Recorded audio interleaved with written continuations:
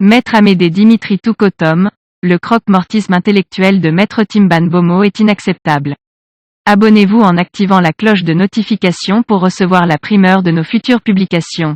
Dans une méchanceté intellectuelle qui horrifierait même le plus fiefé adepte d'une Church of Satan, Maître Timban enlève à la mémoire de Mirabel Lingom tout ce qu'elle sut nous laisser comme héritage, le combat pour la dignité humaine.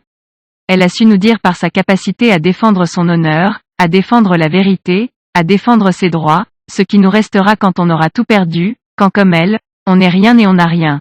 Dans un révisionnisme digne des plus habiles historiens des ténèbres nazies, le pasteur réécrit cette histoire qui s'est déroulée ici même sous nos yeux, il blanchit les suspects, il efface les crimes, il efface la dernière volonté de Mirabel Lingom, hier encore réaffirmée par son frère aîné sur Radio Equinox, sa fin de non-recevoir à la négociation entreprise et son désir de voir passer la justice.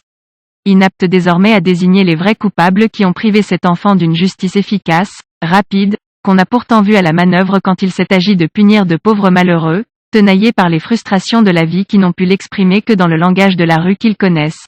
Le gros cul de la mère de Paul Biya, en attendant une autopsie qui nous donnera définitivement des indications sur la cause de cette mort, il nous est revenu que Mirabel Lingom présentait des symptômes d'accélération de son transit intestinal. Deux hypothèses. Soit une intoxication criminelle ou accidentelle, soit une infection. Quelle que soit l'hypothèse retenue, il apparaît que cet enfant est une victime des insécurités chroniques du système Biya.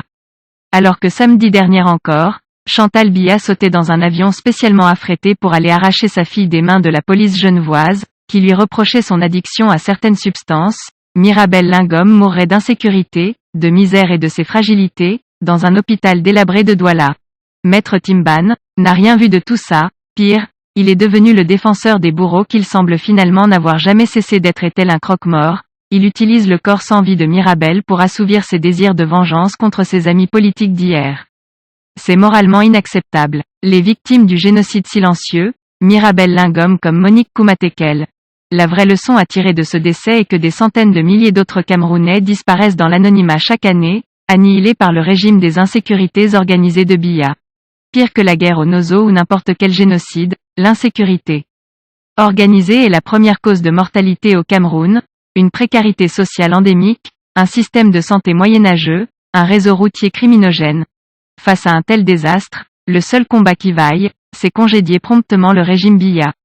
C'est le cancer du Cameroun que Maître Timban a depuis quelque temps décidé d'oublier. Veuillez prendre 3 secondes pour liker la vidéo et la partager. N'oubliez pas de vous abonner à la chaîne YouTube, Boud